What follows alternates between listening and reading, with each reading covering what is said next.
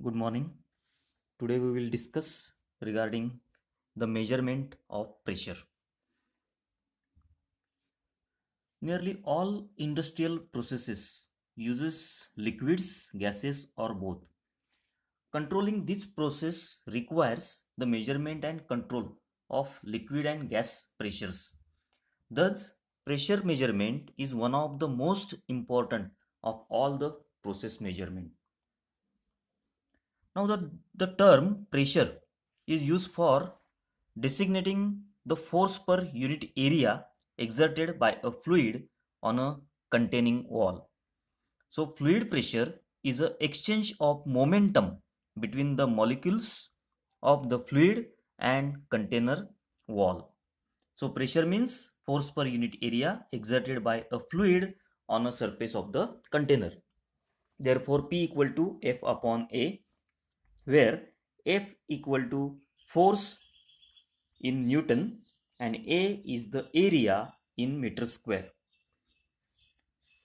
A number of devices can be used for measurement of the pressure. So pressure, it is of two types. First is static pressure and second is dynamic pressure. Now regarding static pressure, when the force in a system under pressure is constant or static, or it is also called the unvarying, the pressure is said to be static pressure. When the pressure is constant, it is a static pressure. And regarding the dynamic pressure, if the force is varying means it is changing. On the other hand, the pressure is said to be a dynamic pressure.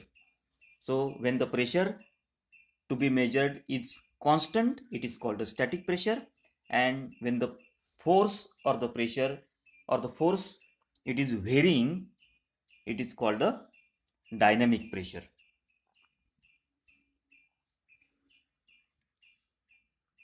The static or steady state pressure is not difficult to measure with good accuracy. However, measurement of dynamic pressure is more intricate and presents difficulties in measurement. In industrial applications, pressure is normally measured by means of indicating gauges and recorders. These instruments may be mechanical, electromechanical, electrical or electronic in operation. Now first category of the instrument, that is mechanical instruments. So mechanical instruments used for pressure measurement are based on comparison with known dead weights acting on a known areas or on the deflection of elastic elements subjected to unknown pressures. So it is classified into two groups.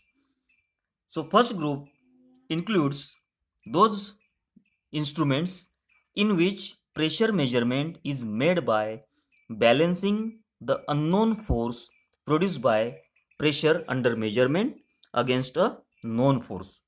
It includes manometers, piston gauges, ring, bell type gauges.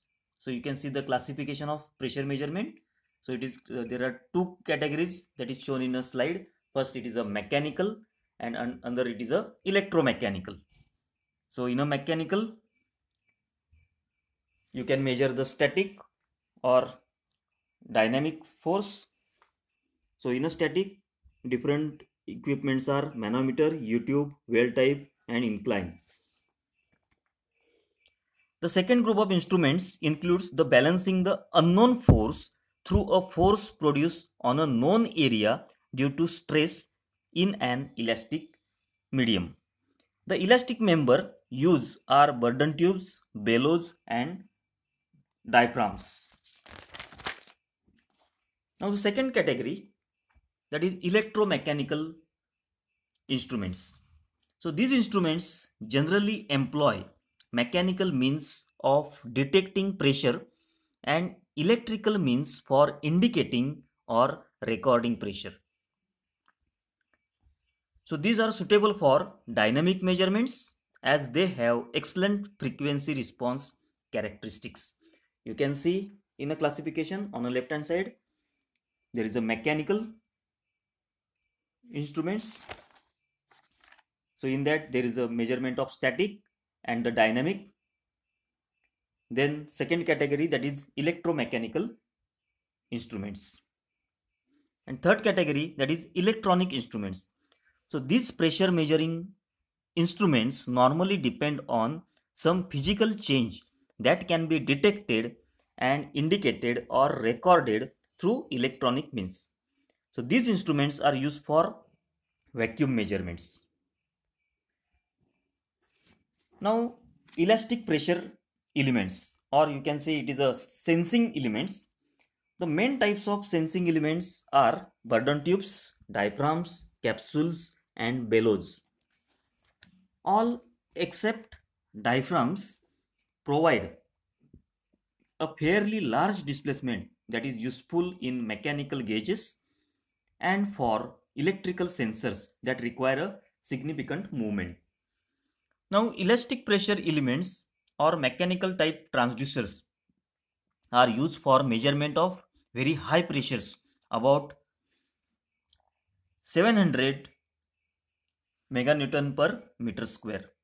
Most pressure measuring devices use elastic members for sensing pressure at the primary stage.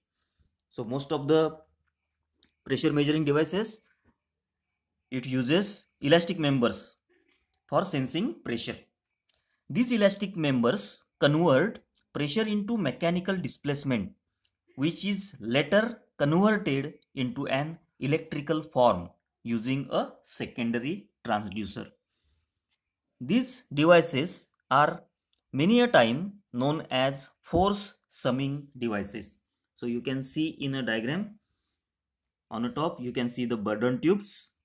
Then so A and B, that is a first is the diagram A, that is a C-type Bourdon tube. B is the helical Bourdon tube. Then C and D, that is the diaphragms, and bottom one E and F, these are the bellows. These are the elastic pressure elements that are used to sense the pressure. Elastic pressure transducers. So elastic pressure transducers are the mechanical elements that are used for converting one form of energy into another form of energy that can be measured easily. So there are number of mechanical transducers. Some of commonly used are described below.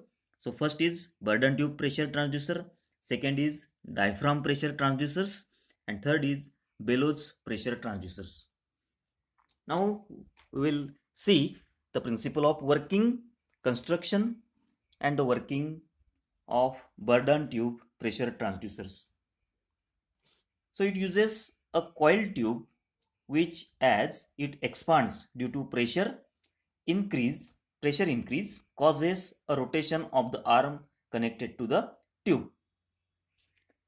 The fluid whose pressure is to be measured is made to press the pressure sensitive element. Since the element is an elastic member, it deflects, causing a mechanical displacement. So the displacement is proportional to the pressure applied. And then the displacement is measured with the help of electrical transducers. The output of the electrical transducers is proportional to the displacement and hence to the applied input pressure.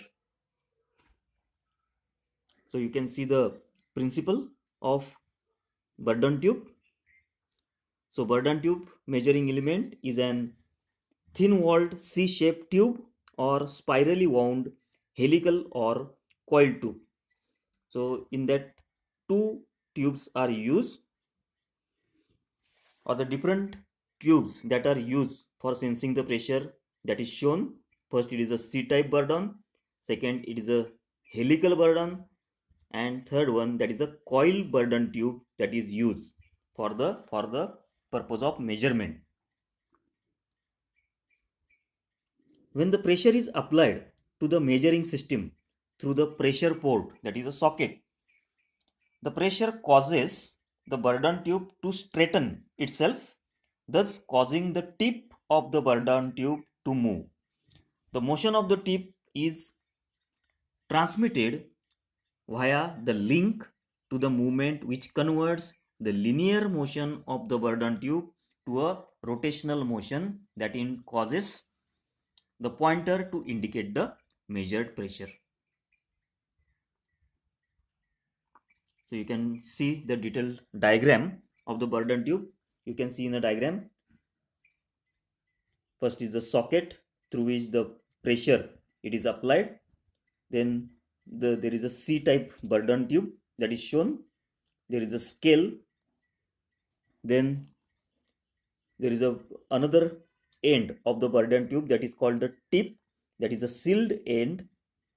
Then that tip, it is attached by the link. So that sector and pinion sector, it is attached with the other end of the Bourdon tube with the help of mechanical linkage that is called the adjustable link. Then there is a sector and pinion, and on the pinion there is a pointer that will show the reading. Now the pressure gauges using Bourdon tube as the elastic pressure element are the most commonly used for pressure measurement because their simplicity and versatility. The Bourdon tubes find wide applications because of their simple design and low cost. They are most commonly used for local indications and for signal transmission to remote locations. There are three types of Bourdon elements, and they are C-type, spiral type, and helical type. Now we will see the construction and working of C-type Bourdon tube.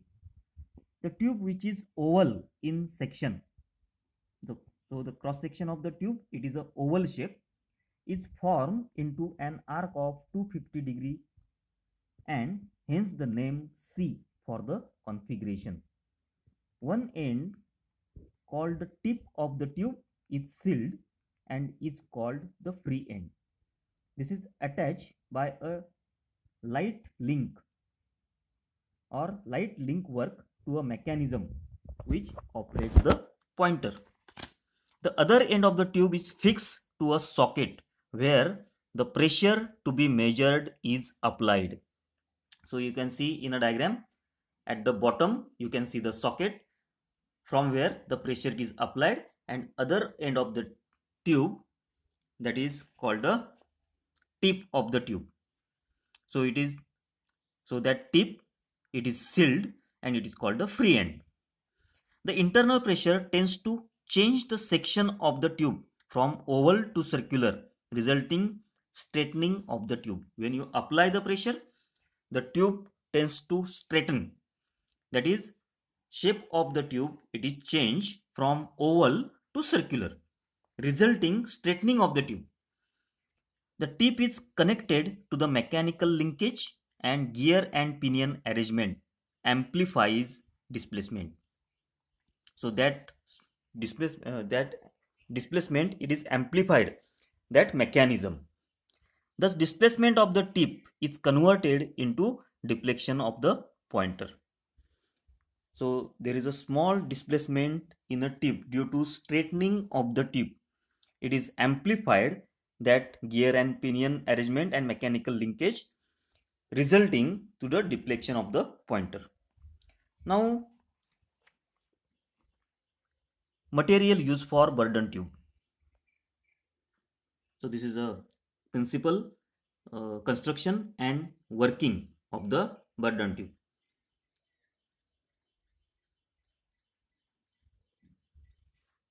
Now the material used for Bourdon tube.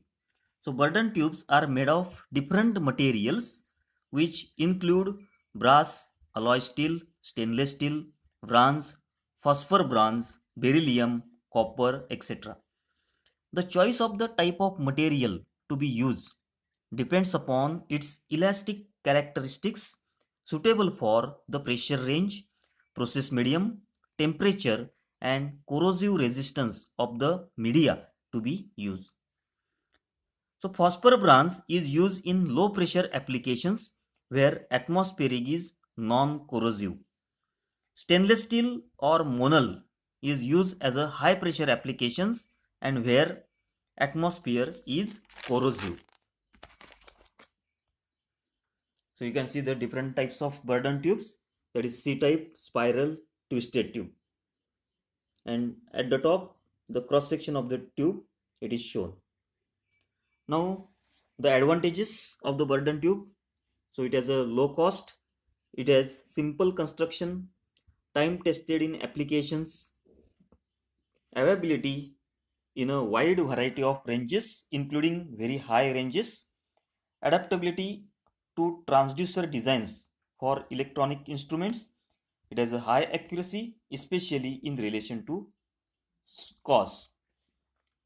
Disadvantages: low spring gradient, susceptibility to shock and vibrations, and to hysteresis. So these are some advantages and disadvantages of Bourdon tube pressure gauge. Now next element that is used for pressure measurement is a diaphragm.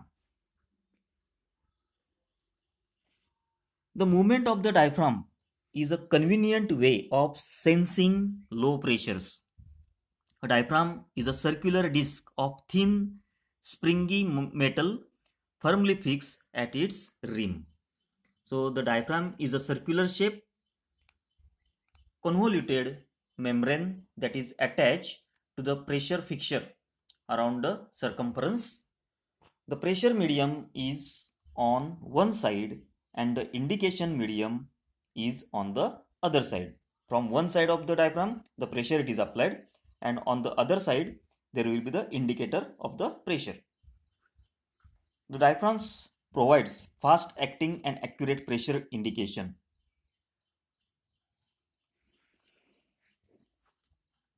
So the diaphragm is a circular disc of thin springy metal firmly fixed at its rim.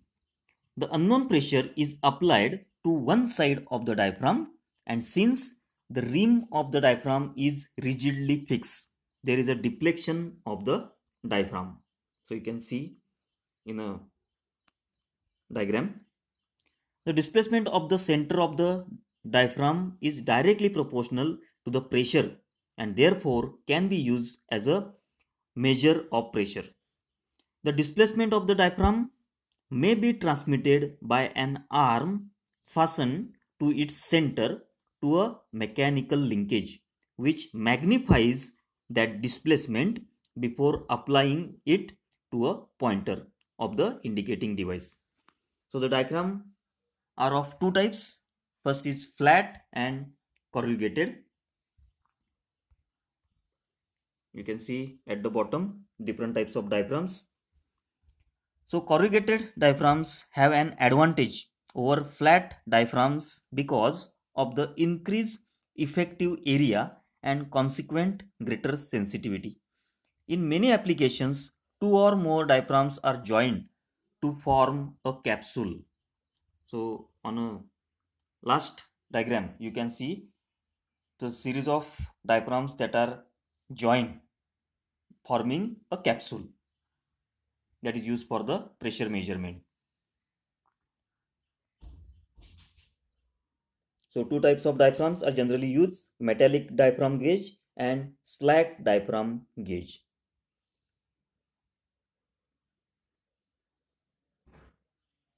So advantages,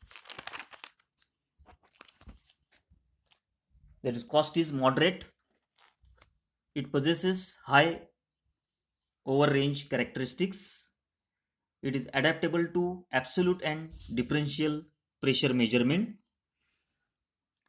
Diaphragm pressure transducer has good linearity and it is small in size. Some disadvantage: it lack of good vibration and shock resistance, it is difficult to repair and limited to relatively low pressures. Next is the bellows. Next element, it is a bellows. A bellows gauge contains an elastic element that is a convoluted unit that expands and contracts axially with the change in pressure. So that bellows that will expand and contracts according to the change in the pressure.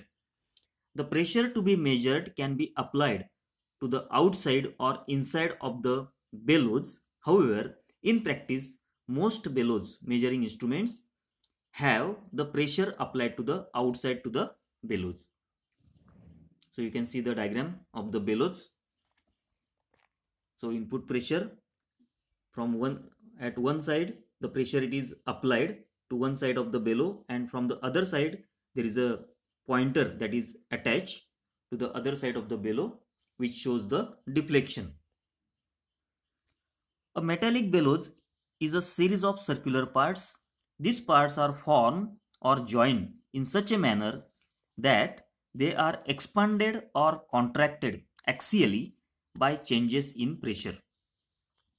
The metals used in the construction of bellows must be thin enough to be flexible, ductile enough for the reasonably easy fabrication and have a high resistance to fatigue failure. Materials used are brass, bronze, beryllium, copper, alloys of nickel and copper, steel and monal. So action of the bellows that will be as under.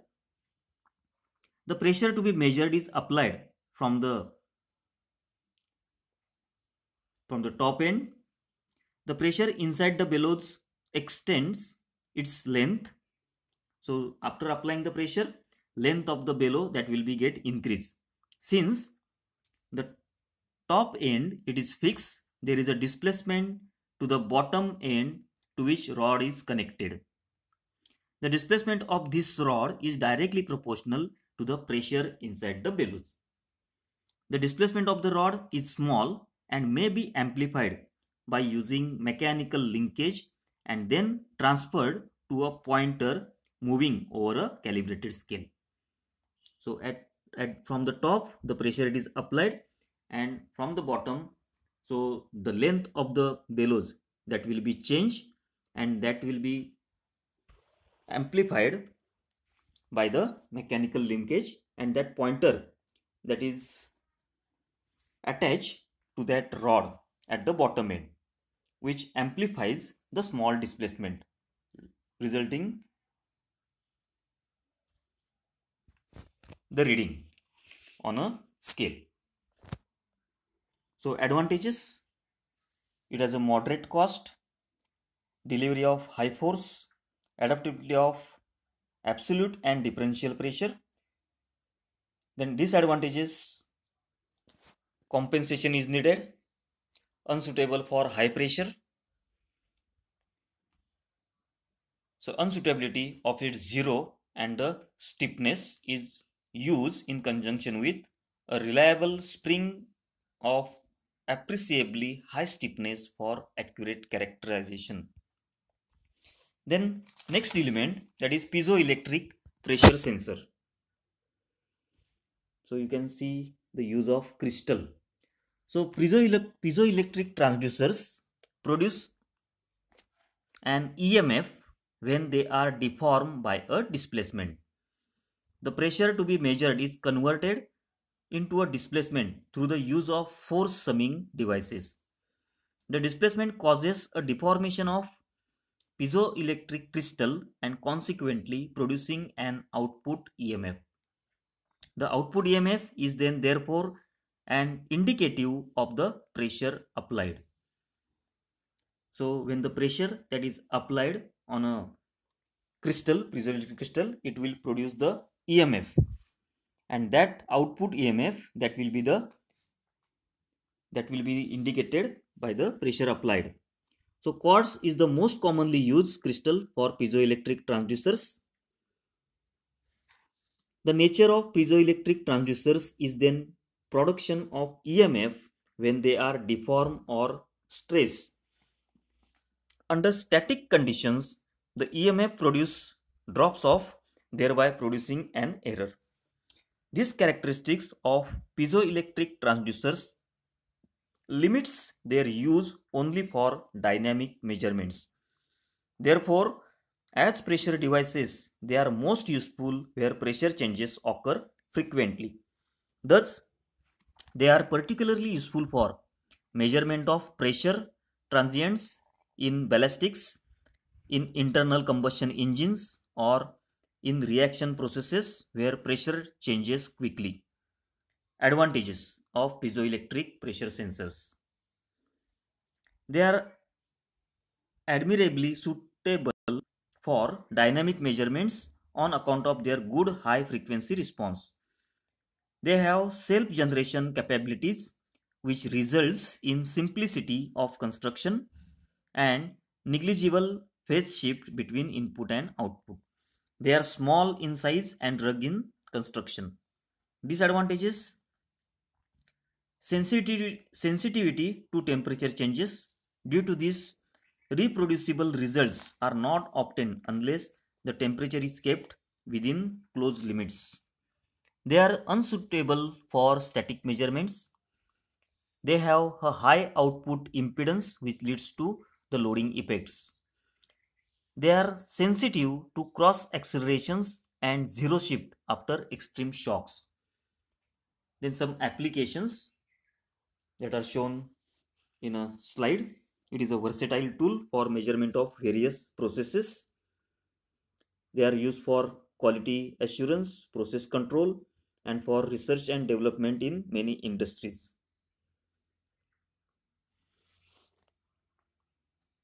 Next is high pressure measurement. So pressures up to about 70,000 megapascal can be easily measured with the strain gauge cells or Bourdon tubes. So Bourdon tubes for such high pressures have nearly circular cross sections and thus give little output displacement, resulting in poor sensitivity. For measurement of pressures above 70,000 megapascal, electrical gauges based upon the principle of change of resistance with change of pressure are used. It is known that resistance of fine wires changes with pressure according to linear relationship.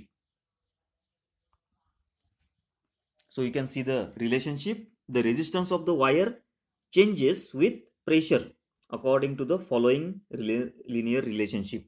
R equal to R1 into bracket 1 plus alpha P, where R1 is equal to resistance at 1 atmosphere in ohms. Alpha is the pressure coefficient of resistance in ohms. P is the gauge pressure in kilonewton per meter square.